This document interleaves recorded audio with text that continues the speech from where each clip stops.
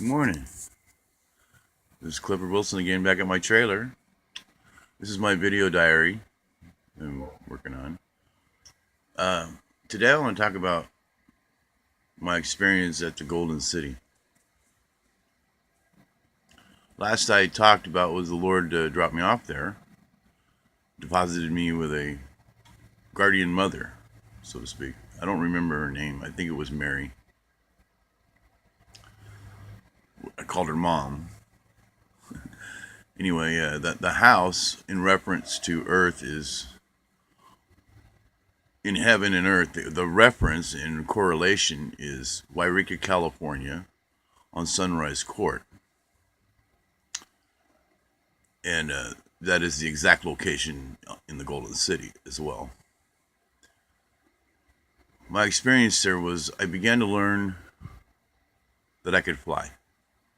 That's where I began to learn that I could fly, and in order to, you had to build strength up, and every now and then, Jack and I would fly to the beautiful city,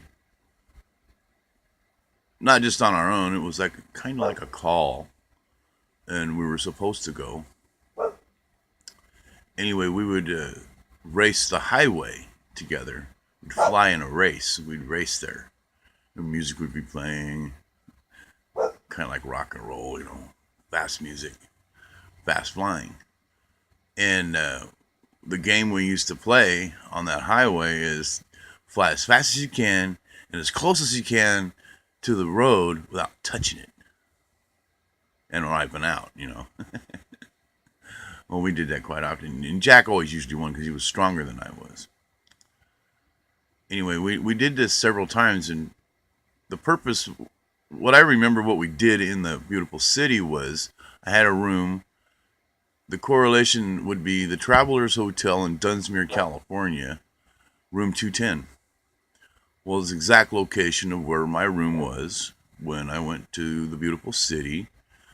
My mom gave me specific instructions on where to land and cross the street and go into the building. And she told me, well, in the Travelers there's an elevator. Okay, well, in the one on the beautiful city there's not an elevator. It's where people fly up or down. But I was specifically told to walk up the stairs to the second floor and then given directions to room 210. That's where I stayed. Now, I was issued a drum. And about 4 in the morning or so, there was a call for everyone to assemble. And we would assemble out front along and line the street. And there was a music leader. And we would play. I'd beat the drum. That was my job. Beat the drum. And we would play. And for hours it seemed like, and then the sun would come up and the music would go into a crescendo as the sun rose.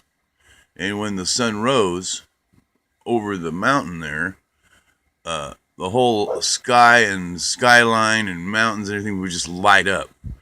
And I don't know if you've ever seen light dance, but in heaven, that's what happens. Light dances, and it dances off of everything. It's beautiful. It's an awesome sight. It's more beautiful than a sunset, that we know of, but it's awesomely beautiful. It's kind of like light dances and sparkles, kind of like pixie dust. That's the only likeness I could really find. Glitter. But it's a live dance. I don't know, dancing all over. It's beautiful, bouncing off here, dancing. Anyway, then when that was over, I put the drum away, and then it would be time to fly back to the Golden City and go home. And in the Golden City, near the house that I lived on Sunrise Court, there's a tower, and there's one here too. And obviously, it's some kind of radio tower here. But the point is I would I would lock onto that signal or that tower or location of tower somehow. I would lock onto it and fly straight for it. And when I got there, I was only like maybe a half a block from the house, so I'd land down and walk home. Or I'd turn and land on the flyway, which is next to the driveway. They have cars in heaven, at least where I was. And then go home. That happened several times. And I used to fly by a mountain. Here it's called Mount Shasta. In my excitement, when the Lord woke me up, I thought it was Mount Zion. Okay, I really don't know that. All I know is the mountain is there. And the reason why I thought it was Mount Zion is because one day, Jack and I were flying along there, and I'd been eyeing this mountain. And I'd been flying and getting stronger and flying and getting more stronger. And I got it in my craw that I was going to fly over that mountain. So finally I veered off and I said, Jack, I'm going to fly over that mountain. Jack, he got up beside me. He says, you can't fly over that mountain yet. You're not strong enough. I said, no, I could do it. I could do it. And he said, well, if you're going to do it, go between the peaks. Well, I didn't take his advice. I wanted to fly over the first peak. And I flew and I strained and I flew and I strained and I pumped and I pumped and I pumped and I pumped. And I almost made it, but I biffed it right on the very top. Just boom, like there was a straining up, and it just kind of went boom right into the snow there. I almost made it over. Almost made it over. But I wiped out. And this fella, came out of kind of like a cabin there. And he was wearing this, I guess you'd call it a tunic. It's kind of like a very long tank top type of, like a long shirt. Went all the way down to somewhere, kind of like a dress, you would call it. Maybe a dress. It's not a dress. Anyway, and he had a belt. And he had a big old white beard and white hair. And very young, though, in the face. He was he was old, but he was very young. Anyway, I didn't know who it was. I assumed that was Enoch. It may have been. I really don't know. But he was very helpful and smiling, and he helped me up, and he brushed the snow off of me, and he was saying nice things. I don't remember what he said. I just remember he was very nice. He was saying very nice things. And then I was so perturbed with myself for not making it over the mountain. That's what I was all. Anyway, so I got up and then I flew on my way down the mountain onto the beautiful city. And Jack joined up with me and he said, I told you to not to fly over the peaks. I told you to go between the peaks. I said, yeah. True story. Yep. So, the Golden City. Well, best I can tell you from my recollection and my memories and putting everything together, Wairika, California is the Golden City on the other side. And the streets are the same. The houses are there. Everything is there. Just like it is here. I had several things that happened. I had a sailboard. And my brother, Jack, he had a car. A race car. He kept it in the garage. He didn't like me going in and looking at his car. He didn't like me going into his room, stuff like that. So anyway, like one day I wanted to go see his car, and he had friends over, and he wouldn't let me in. And so I went into the living room. Mom, Jack won't let me in to see the car. Blah blah blah blah. Anyway, she said, "I'll sit with me, and we'll watch the sea." Well, a sea is a TV. That's what we call them here, television. And on the other side, there's heavenly programming. I guess that's the only way I can know how to describe it. Because there's shows. And the shows that I saw pertained to things going on the earth. They were like adventures and things like this and things that were going on. And we watched the sea a lot. In fact, one time I watched. I was watching something on the sea with a guy with his head kept getting in the way. Well, and I asked my mom, "Well, who is this guy?" Because he was saying things that I liked. I was like, "Wow, I like this guy. Who is this guy?" And she told me it was me. I didn't understand. I'm like, "Me? How could that be me?" Huh? Anyway, I have that tape, by the way, that I saw in heaven. I made that tape here, and I was like blown away because I had actually made that very tape. Anyway, one day I was watching, and this guy was watching a movie. It was called Kung Fu Panda. Now, mind you, this is somewhere between 1910 and 1935. Okay, and I'm watching Kung Fu Panda, the movie with Jack Black, and this guy's head kept getting in the way. So I asked Mama, "Is there any way I could see this movie without his head in the way?" And she said, "Well, I'll check and see." Well, after a while, she said, "Hey, you want to see that movie?" I said, "Yeah." And she said, "Come on." So the movie started to play and on the sea, and I was watching it. I watched it right up to the point where that rhino popped that duck on the back and knocked his feathers off. Well, see, I've had a problem with bullies. I don't like bullying, and that reminded me of bullying. So I was perturbed, and I walked off the show. I walked away. I don't want to see it no more. Oh, it upset me. I went to my room. Well, after a while, I calmed down. I said, "Mom, can I still watch that movie?" She says, "All right, but you got to watch it from the beginning. You got to watch the whole movie. You can't just walk away from it." I'm like, "Okay." So we watched the entire movie. I have that movie, and it's very special because I watched it way before it was ever made, apparently.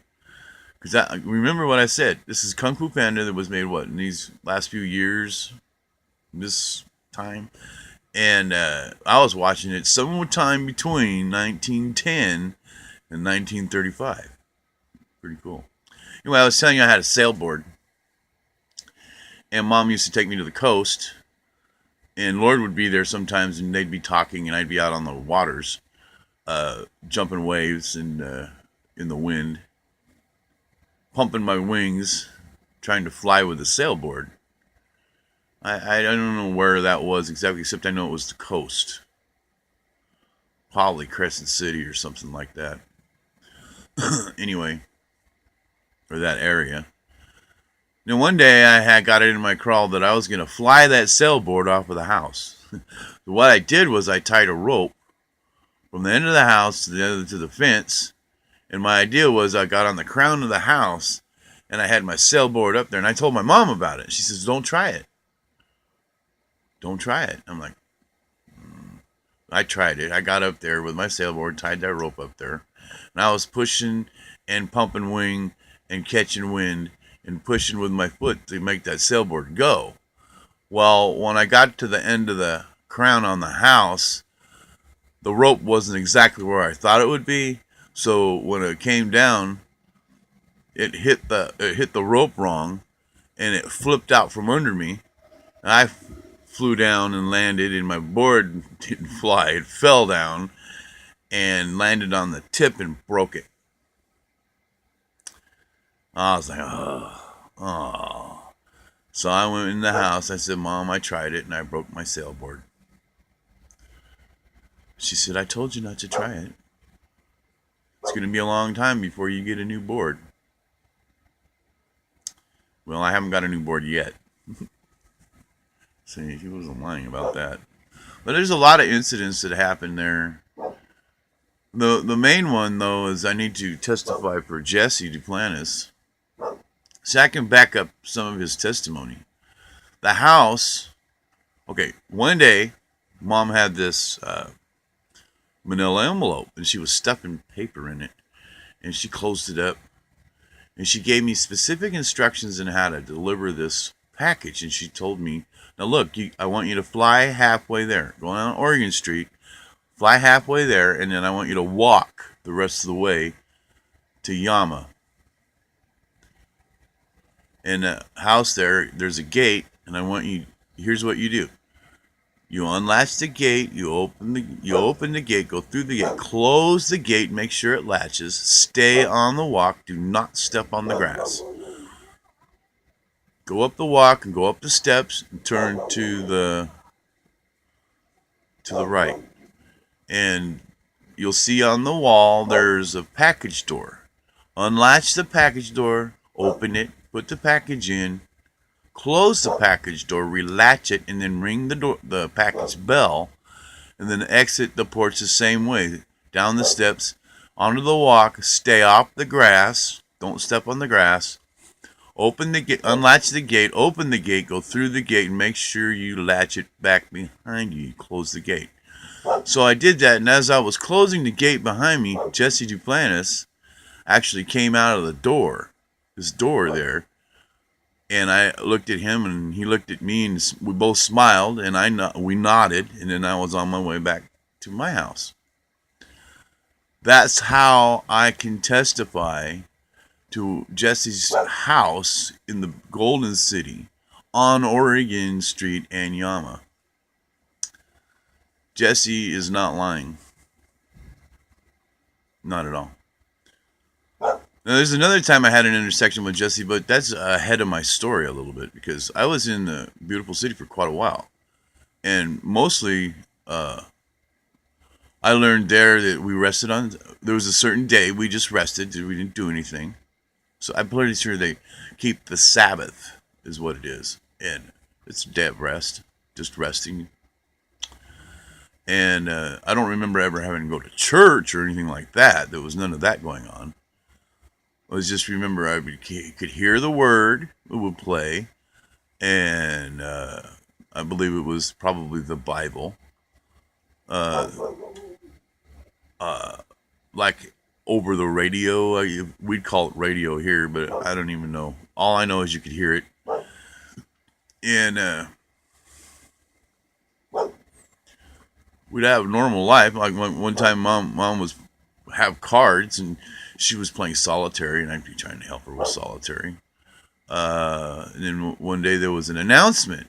And actually, there's a lot of things that happened. Like when I was in my bed one time, I'm laying down getting ready to go to bed. I'm thinking about things, and I heard this one announcement about how somebody does it all wrong and things happen, but he turns around and does it right, and the Lord says, that one I'll allow to sit down with me on my throne. And I think that's right out of Revelation. Anyway, I heard that verbally, and then one time I'm laying there, and the Lord came to visit me, and he gave me a choice about a career or something like that. He said I could either choose to rocket science or music, and I chose music hands down. And then there was another announcement that I heard where they were saying that they were ready to wrap this thing up, and they wanted to know if anyone would come back here and remind the people of earth that there's a God in heaven. Because apparently the announcement was that the people of earth have forgotten God.